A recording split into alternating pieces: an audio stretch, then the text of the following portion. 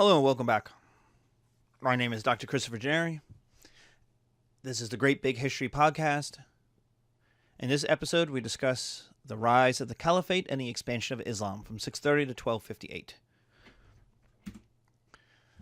So Muhammad unifies the Arabs and uses jihad to do so.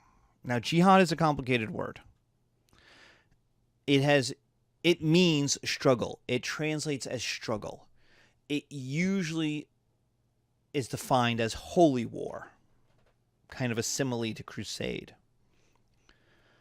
In modern Islam, there's a lot of discussion that it's really a struggle against sin, a struggle against yourself, a struggle against your own desires, a struggle to be a better person.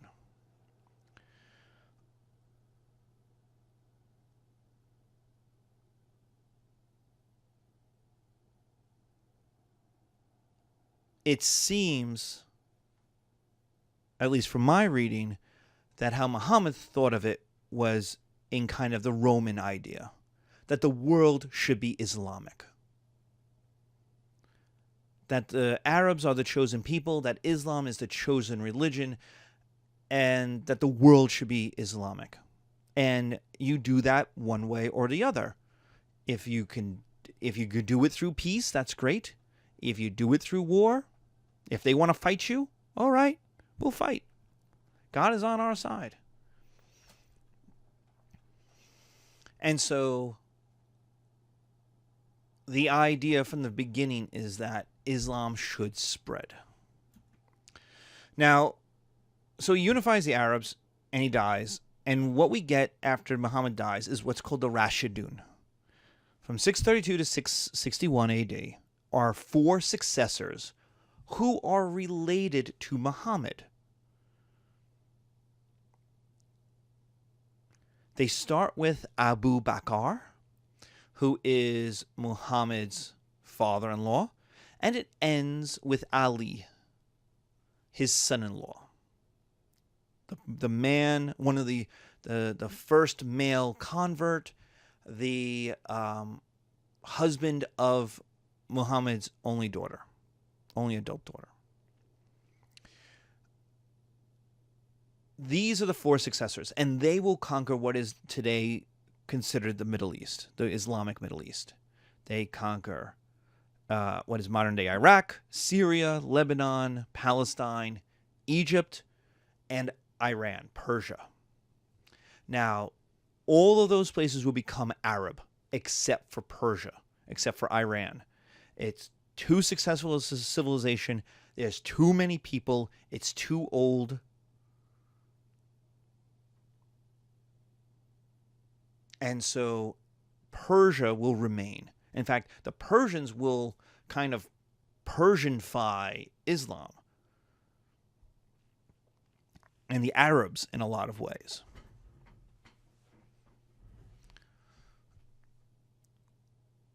During the Rashidun, what you get is the conversion of elites in order to stay in charge. You want to ride a horse, you want to be a general, you want to be the rich guy in town, you had to be a Muslim. And the Rashidun are perfectly willing to decentralize their system. They're perfectly willing to let local leaders run the show, especially religious leaders. We'll talk about that in a moment. So a lot of elites convert, but not the masses, not the people. In fact, as late as the 1200s, maybe as much as 60 to 80% of the people in the Middle East are still Christians, as late as the Crusades. Why? Because Muslims don't pay taxes. All Muslims are equal. Meanwhile, the people of the book, monotheists, Christians, Jews, Zoroastrians, and various other monotheists, they pay a tax. You want to stay a Christian and not convert? Fine. No problem. Pay a tax.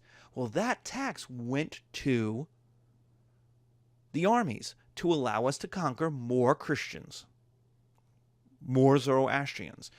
And so if you're a government official, if you're one of these successors, if you're one of the Rashidun, you don't want people to convert. That means you make less money. And so as long as they don't revolt, we're cool. The Rashidun will give way to the Umayyads. Why? Because of Ali. Because of the third and the fourth Rashidun, and then the Umayyads. And the Umayyads are a different family. So what happens? The third Rashidun is elected, and there's a revolt by the army in Egypt. The army in Egypt crosses over the Red Sea, goes to Mecca, kills the third Rashidun. That's a bit of a problem. The army cannot take over because at this point you had to be related to Muhammad. So they look around for someone related to Muhammad, and that dude is Ali, Muhammad's son-in-law, father of Muhammad's grandchildren. This is awesome. So the army goes to Ali, says, Ali, we're going to put you in charge. You cool with that? And Ali says, yeah, because Ali had wanted to be in charge from the very beginning. And he keeps getting passed over. He's the natural successor. But people didn't like him. And really, I have to really investigate why people don't like him. But they don't like him. But from 1632, he's been like, dude, I'm the guy. I'm Muhammad's son-in-law. Muhammad picked me. I'm the man. At the very least, look, I'll be like Prince Charles. At the very least, I'll be in charge a little while. You don't have to like me. And then the grandsons will take over. Hassan, Hussein, they'll take over. I'll be a caretaker of Caliph. And you get to the guys you want. That's okay.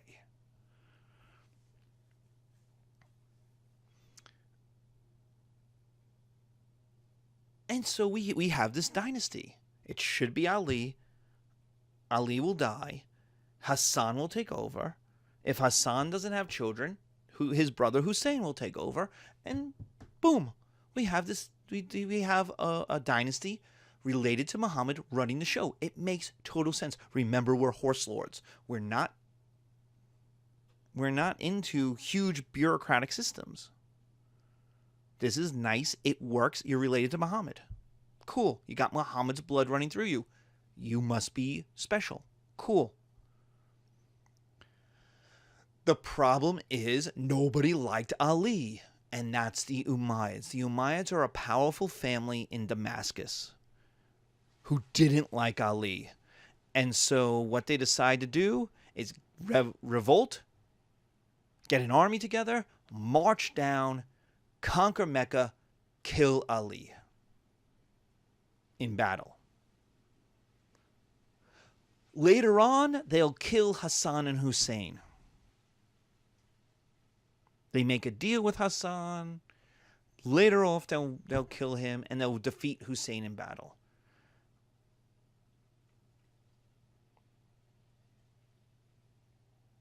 And the battle is like, I think it's Hussein who's murdered in like one-on-one combat because he had like 50 guys, 50 personal bodyguards, and he got attacked by 4,000. And so to save like the women and children and whatnot, they go for personal one-on-one combat. And this is why one of the Shia religious ceremonies is for men to cut themselves, cut their head, and bleed. Because Hussein sacrificed and you weren't there to help him. The true believers weren't there. He was abandoned by everyone except the truest of the true. But what this revolution does is change the families. It changes from Muhammad's family to a new family, the Umayyads. This is a revolution, a new dynasty. They'll make Damascus their capital. They won't even care about Mecca, where Muhammad was, because Mecca's in the middle of a desert. It's in the middle of nowhere. You can't run an empire from Mecca. So they moved it to Damascus, which is in Syria, outside of Phoenicia, on the other side of the mountains from Phoenicia. It's easy to get to Phoenicia. It's easy to get to Antioch and the Tarsus Mountains, to Jerusalem, to Baghdad. It is kind of a central city. It's an old city, and it combines the trade routes to all the other major cities in the area. So it's a good place to be. This is going to crack. This revolution cracks Islam into two parts: the Sunni versus the Shia. The Sunnis are those who say, hey, the Umayyads won. The Umayyads get to make the rules. God supports the right. They revolted. They won. God is on their side. So I'm going to follow that. The Shia are the ones who say, no, this was a revolution, and we're not following revolutionaries. They usurped. They're liars.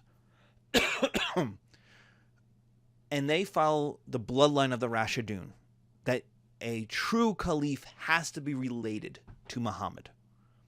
And it really should be a descendant from Ali through Hassan and Hussein. And Hassan and Hussein are adult men. They have children. And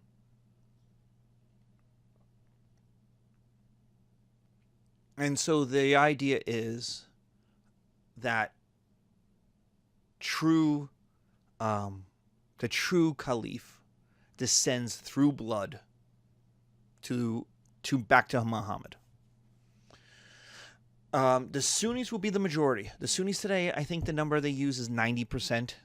The Shia are going to be grouped in Iraq, Iran, along the coasts of the Persian Gulf. Iraq today is a majority Shia land. Iran is mostly Shia. Places, Saudi Arabia and the East Coast, Qatar, the United Arab Emirates have large Shia populations, if not majorities. There's a large Shia population in other Islamic lands as well in the Middle East.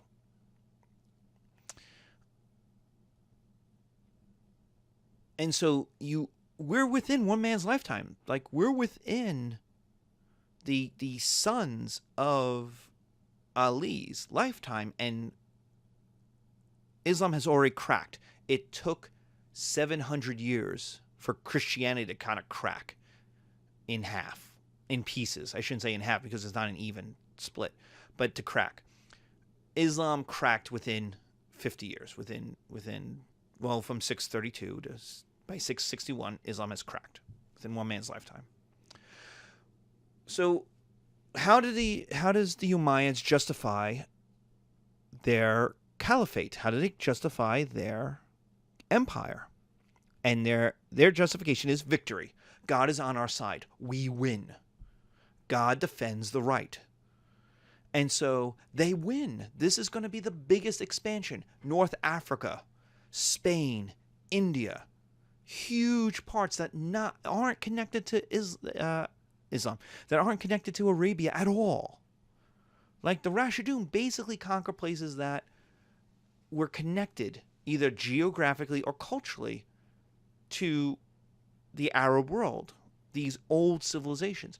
Now we're going, Spain is 4,000 miles away, 3,000 miles away. It's the end of the world. It's a whole nother ocean. And India is a whole the other way. And they win. And that justifies legitimacy. Hey, God is on their side. But there's a problem. And that problem is the greatest city in the whole wide world. And that is Constantinople.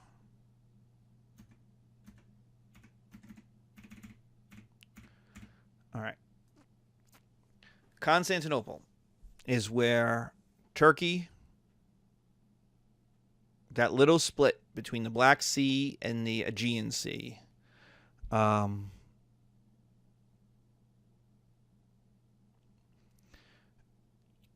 it's on the European side. It's the capital of the Byzantine Empire. It is also clearly the greatest city in the whole wide world in 600 AD. Clearly. And so that's embarrassing. It's embarrassing. Why is it embarrassing? Because we, Muslims, are the greatest people in the whole wide world. Why would Allah give the greatest city in the whole wide world to a people who are heretics, who are infidels, who are not the chosen people, who got the message and screwed it up? Why would he do such a thing? It makes no sense. Oh, wait. It does make sense. Building a city sucks. And we are desert nomads. We don't build giant cities.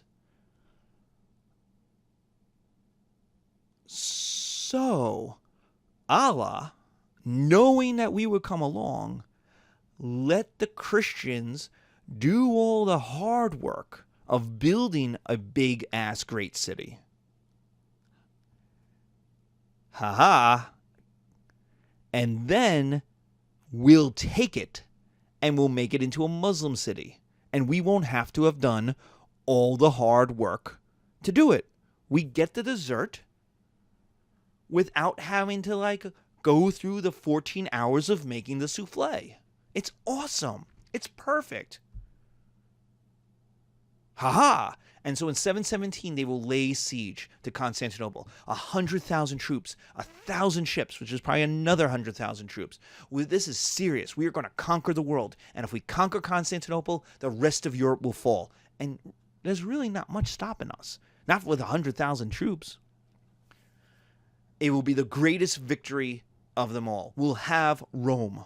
And if you read your Quran, Rome pops up a bunch. They don't mean Italy, Rome. No one knew what that meant. When they say Rome, they mean Constantinople. Because the Romans, the Byzantines, called it Rome, the new Rome. It's actually in a territory in Turkey called Rum, R-U-M, because the Turks couldn't say Rome. But they said Rum, R-U-M. So they called it Rome too. Hey, the Byzantines call it Rome, we'll call it Rome. So the Arabs call it Rome. So in the Quran, it's Rome. We will one day get to Rome. Meaning the greatest city in the whole wide world, Constantinople. And we lose. And we lose bad. It's a dramatic, terrible defeat. Why? Because the Byzantines whip out Greek fire. They whipped out napalm. They whipped out magic. They whipped out dragon fire. Greek fire burns on water. It burned all their ship down. It's so hot, it burns everything. It's petroleum. It's oil-based. So it floats on top of the water, lit the entire ocean on fire. It's freaking magic. They're hurling these bottles down, and they explode into fire, and then burn everything. Who's ever seen bows and arrows, spears and swords, catapults? We've seen that. Fire that lights up the water? Where does that come from? That's magic. The aliens invented that. And so not only did we lose, we lost in a spectacular fashion.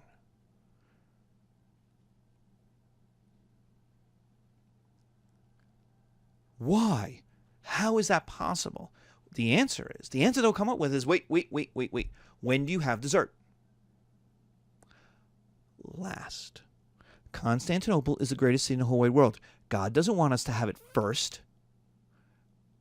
Then we'll get lazy. He wants us to work up to it, to get it last. And let's go back to our map. So we have in our deep brownish red, we've got what Muhammad unifies. Then we've got what the Rashidun in the orange unify. And then we've got the yellow. And all the way at the left is Spain. And then there's all that gray of Europe that is not conquered. That's Christian. That's barbarians. And the idea is, what we'll do is we'll go through Europe. We'll go through France, into Italy, into Germany, into Central Europe, down into Southeastern Europe, and Constantinople will be last. We'll conquer all of Europe, and then, boop, it will fall like a diamond into our hands. It'll be the last thing, and we'll have conquered the civilized world from India to the Atlantic, and we'll have the greatest civilization in the whole wide world.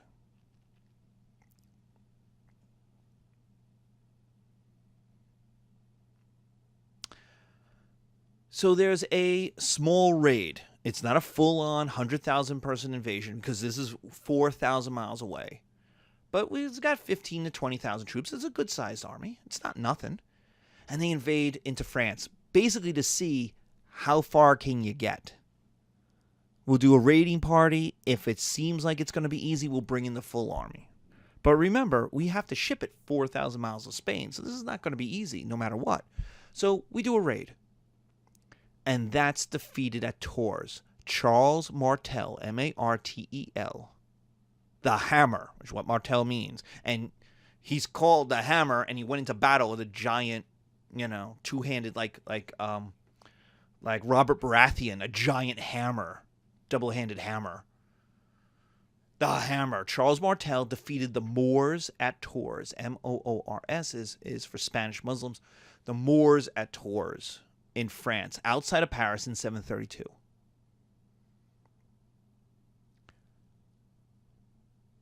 So what does this mean? This means God doesn't want us to have Constantinople. This means God isn't on the side of the Umayyads. See, because here's the problem with the Umayyads. They murdered the rightful Caliph, Ali, and more importantly, like maybe we could justify you get rid of Ali. No one liked Ali. But they also murdered, because they had to, otherwise they could have rebellions all over the place, they murdered Hassan and Hussein, the grandsons of Muhammad. And how does God, Allah, feel about people murdering the grandchildren of his prophet? Not so good. And obviously, God has abandoned the Umayyads, and that allows a new family, the Abbasids, to rise. Now, the Abbasids are based at Baghdad, and they have a whole lot. Now, they're Sunnis as well, but they have a whole lot of friends who are Shia, especially all of those Persians out there in Iran, who have all been getting pooped on by the Umayyads. The Umayyads are very Arab first. So they don't like the Berbers in North Africa. They don't like the Persians in Persia, much less Indians. They're like, we're the chosen people, we're the Arabs. And the Abbasids are like, you guys don't like the Umayyads? We don't like the Umayyads.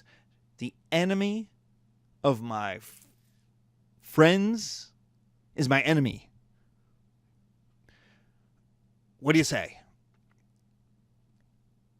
And what happens is they wipe out the Umayyads. The Abbasids are awesome in their ability to whack Umayyads. They win in civil war, they win in battle, and then they get assassin groups. In fact, the group that we get the word from, assassin, who are a Shia group in Persia, to go and whack Umayyads. If you've ever played Assassin's Creed 1, the oldest one, you spend time whacking Umayyads.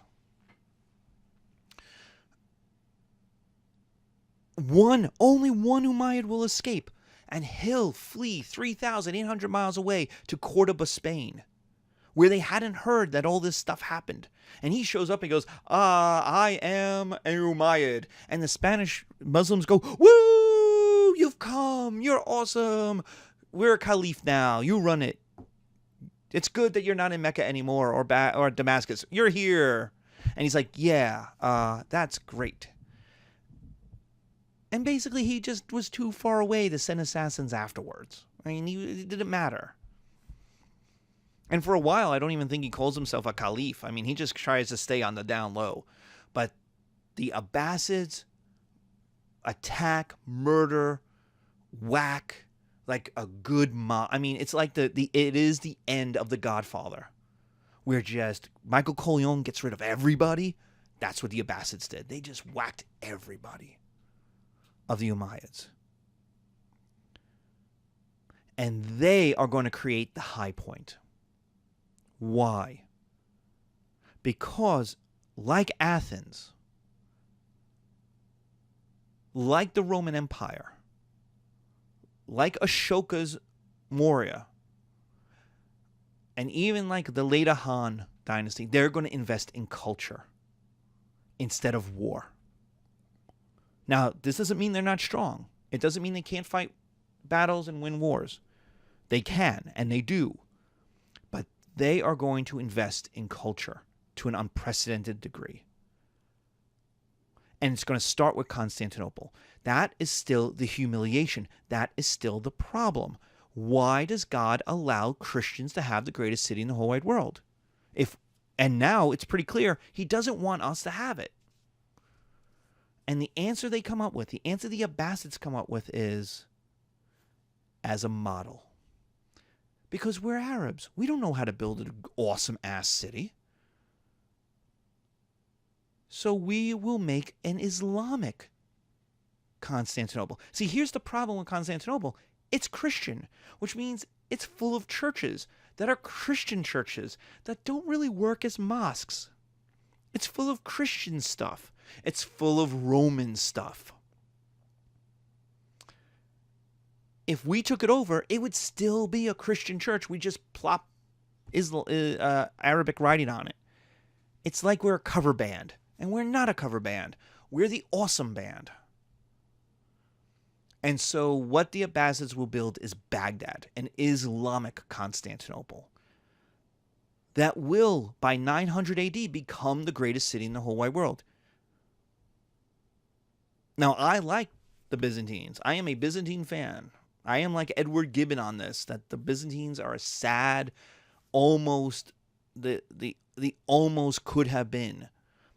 When I play like medieval war games, I like being the Byzantines so I can change history and be like, yeah, we're going to be awesome.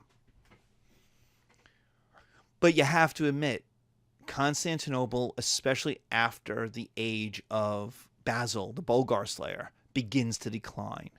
And Baghdad is awesome. 900, 1000 AD, 1100, Baghdad is clearly the world's cosmopolitan city. It is the greatest, it is the crossroads of the world. It has replaced Constantinople in a lot of ways as the terminus of the Silk Road. The Silk Road, all of those things from China and India are going to flow into it because Baghdad is where Babylon was. It's the natural place for East and Western trade to meet. And so all of those tributaries of the Silk Road are going to flow into Baghdad. Here's the problem, though. We are not going to conquer people to make them Muslim. We are going to convince them that they want to be Muslim because we are going to have the greatest life on earth. And by 1000 AD, we will. But the problem is we're desert nomads. We're dumb. We're tough, but we're dumb. Why would anyone want to become like us? And so what the Abbasids do is absorb other people's culture, other people's ideas. We're going to build a big city. We're going to base it on Constantinople. We're going to absorb Indian math, Roman engineering. We're going to have baths. We're going to have sewer systems. We're going to have sidewalks and lit streets, just like Roman cities did. We're going to use Greek philosophy. Aristotle and Plato survive a lot because Islamic philosophers absorb them to then make them kind of like St. Augustine does, work with Islamic ideas. Again, heaven is perfect. That's Platonic. It totally works. Indian math, we get 0 from India. From 0, we get the first mathematics, the first probably, other than Alakazam, Arabic word that you know, that haunts you, and that is algebra, which is theoretical math. It's not arithmetic anymore. It's not practical math anymore. It's now we're getting into theoretical math. From algebra, you'll go to calculus and trigonometry. You have 0, which gets you negative numbers. There's a problem with all of this. So the advantage is we absorb knowledge from all over the world. We have the money. We now have the education. We're going to build universities. In 1000 AD, the best life you can live on earth is in Baghdad at the Muslim court. With the exception, with the asterisk that always kind of exists, in Tang Dynasty, China.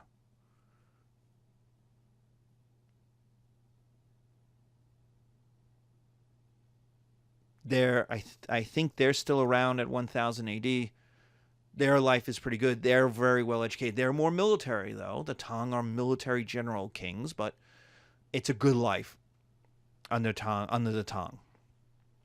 After the Tang, things kind of fall apart for 1,000 years. I mean, there's ebbs and flows, the Ming, but there's also the Mongols who come rolling in, and we're going to talk about them in a moment. So the Tang are kind of the last super awesome kind of time for China and for the next 1,000 years. Though I guess the Manchus, the late Ming into the early Manchus is pretty good too. Before that era, right before the Europeans start showing up. So, but that's if we were to make a 5 great kingdoms, whatever. The idea is life is good in Baghdad. You're educated, you're wealthy, you have lots of opportunities. It is what you would want the opportunity to be. It's like living in New York, America in 1955, London in 1910, Rome in 100, Babylon in 1750 BC. You know, this Memphis in 2000, 2200 BC in Egypt. This is the kind of life. If you could pick your life, that's what you would pick. There's a problem, though. And that problem is that we have a book. And that book is a complete guide to living. And that book came from God. And that book doesn't have Indian math, Roman engineering, or Greek philosophy in it. We are picking other people's cultures. And God didn't tell us to do that. And so how does God feel about us taking a look at his book that he wrote with a complete guide to living and then saying, yeah, I'm going to add stuff to that? Well, then it is incomplete. And God's not so happy about that. And so what happens? God sends an invasion, a destruction. And that is the Mongol invasion in 1258.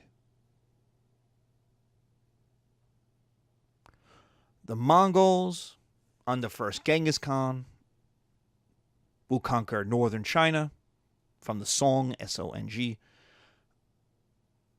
and then will conquer Central Asia.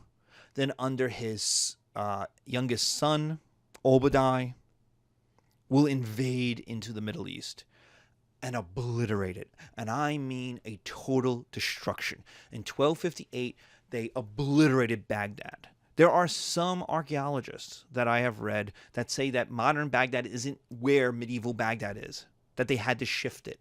I don't know if it's true. I don't know.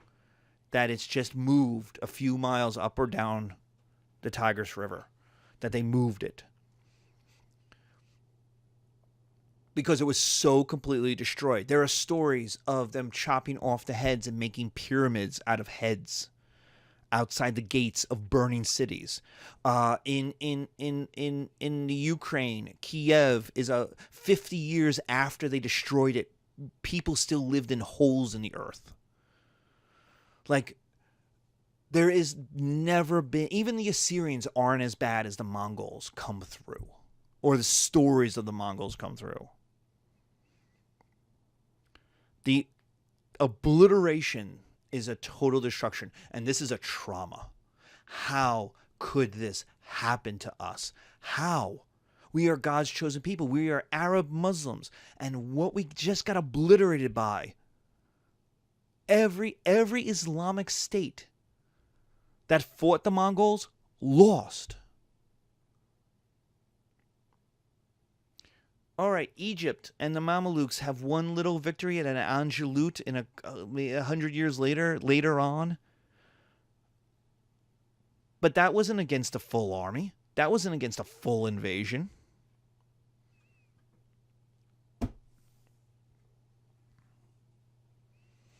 It's like me and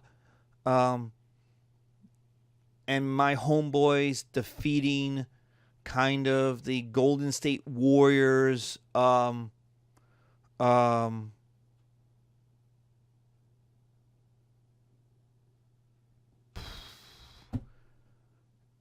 substitutes practice squad, like the substitutes who they practice against, and beating them and saying, "Woo, we're champions of the NBA. We defeated Golden State Warriors. We're so awesome." That's kind of the equivalent. It's like, no, you didn't fight Genghis Khan. You didn't fight Obadiah. You didn't fight Chegadai. You didn't fight a real 100,000 man horde army. So, the Mongols will destroy all of the Central Asian kingdoms, will destroy the Abbasids, will destroy the Turks in Asia Minor. Just give a slam, like Thor's hammer, to the Seljuk Turks. Boom, they're gone. They're supposed to be the Turks that will conquer Constantinople. Nope. Mongols came in, slammed them, and said, "Yeah, we're leaving." They didn't even care. They obliterated the Seljuks, and they don't even care about it. They just left. Like, yeah, we did that. So how? How on earth? How could this happen to us? We are God's chosen people. How? And the answer is, it's a punishment from God. It's clearly a punishment from God. Why? Because of all of that knowledge, the Indian math, the Roman engineering, the Greek philosophy. We were getting away from the Quran. We were bringing in all these new ideas. And so the response to this trauma is, like in the Byzantine world, a religious conservatism. We are going to cut out other people's ideas. And that creates a xenophobia. Why? Because we can't keep out their ideas. We have to keep them out too. Because no matter what happens, people come and they bring their ideas. And so what infects Arab Islam is this xenophobia, this fear of the outside world, which makes complete sense. What did an outsider do to us? Obliterated us. Killed us, murdered us, burned down our houses, murdered our wives, kidnapped our children. That's what an outsider did to us. So why would we be cool with outsiders? And we don't want their ideas. Even if they're nice to us, they'll bring ideas because they're going to say, "Hey, why don't you do this?" And if that, "why don't you do this?" is Christian or Jewish or Zoroastrian or not in the Quran, it's a temptation to do something that's not Islamic. And we just got punished for that. See exactly what Judah did in Assyria in the beginning of this course. We're going to kick out other people's ideas. We're going to put our hands over our ears. And we're going to have isolation. The problem with isolation is it's poverty and backwardness, because people's knowledge gets better. People's culture advances. People's trade goes on. Yes. Will it go around the Middle East? Yes. I've got maps in my 1640s dissertation. They're not in my dissertation, but in my research, that describe the Middle East as terra incognita, as unknown land. They don't know what's there. And remember, this is the Middle East. The Mesopotamia, we have talked about in every section of this class. And yet, in Europe, 15, 16, 1700, they have no idea what's there. Put it this way. Marco Polo, at the beginning of this era, was able to walk to China. Christopher Columbus wants to get to China 100 years later. He has to go by boat.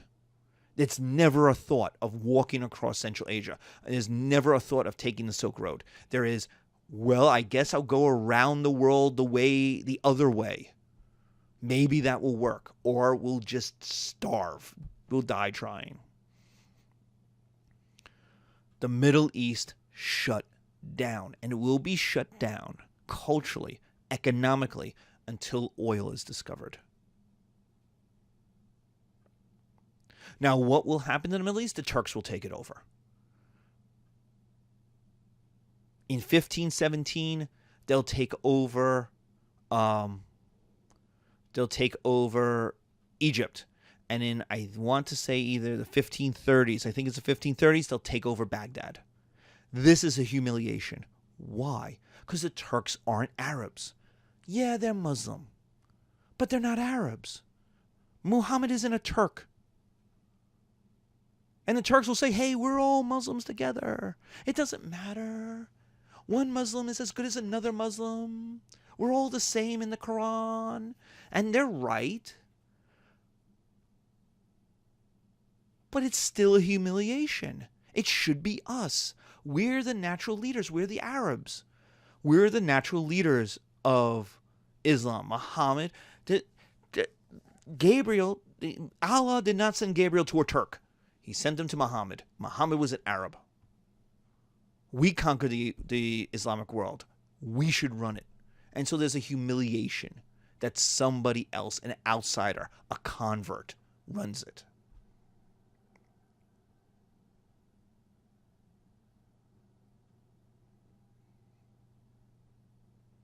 Do you know how few non-Italians have been Pope?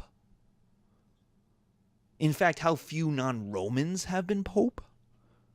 You can count them. Yeah, the last couple, we've got an Argentine, we've got a German, we had a Pole.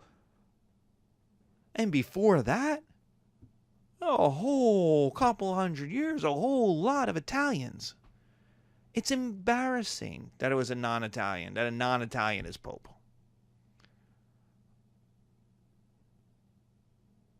Yeah, we can like Pope Francis. There's a special pride in it being an Italian and especially in being a Roman. And that was very true in the Middle Ages. They could have elected English popes. Nuh-uh. They could have elected German popes. There's an Italian pope. Sure, there's a couple French popes. That's true. Maybe even a couple Spanish popes. But they're mostly Italian. And that's the same thing. It's there's a humiliation that the Turks run Islam. And will for 400 years.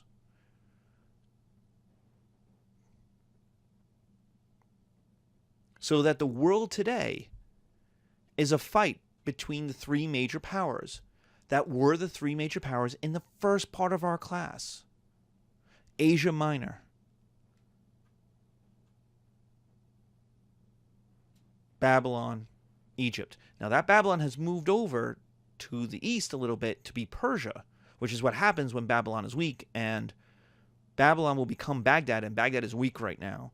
And so it's Persia, Iran that runs it. But right now you've got a war between the Sunni and the Shia, Iran versus Saudi Arabia versus the Turks. The Turks are Sunni, but they ain't Arab, and so they've got issues with what's going on in the Middle East as well. And so these wars that have started hundreds of years ago are now bubbling to the forefront. These divisions, Sunni versus Shia, Arab versus Turk, are bubbling up now. And part of the reason why there's so much violence in the Middle East today. But for 400 years, the Turks will run it. The Turks will run a Middle East that is isolated, xenophobic, backward. And it's only in the 20th century, the discovery of oil, where the Middle East will open up and become global. And it has problems with that. It has been very good. You go to Riyadh, You go to Dubai. These are global cosmopolitan cities. And yet they just allowed in Saudi Arabia women to drive. Whereas everywhere else in the world, it's like, we did this like 100 years ago, man. What's the problem? So they're still not very happy with outside ideas coming in, non-Arab ideas coming in, modernity, and all the demands of modernity. In fact, ISIS, Al-Qaeda, a whole host of these groups want to go back. ISIS is very clearly says the best time to be alive was in 900 AD. We have to go back to that. Maybe even 700 AD. So that's the world we're living in. That's the trauma the Arab world will suffer from the Mongol invasion. So there's a conservatism and a xenophobia and an isolation that has economic and cultural effects on the Arab Islamic world. All right, in the next section, we're actually going to talk about the Crusades, which is itself a trauma, though we don't really talk about it that way because the Muslim world will win. The Muslim world will recover from the attacks and come out stronger. The real trauma is the Mongol invasion. So, but what we'll talk about is the Crusades. Western Europe gets its mojo back. The Islamic world recovers just in time to get smashed by the Mongols. And bad things happen to the Byzantines. Thank you.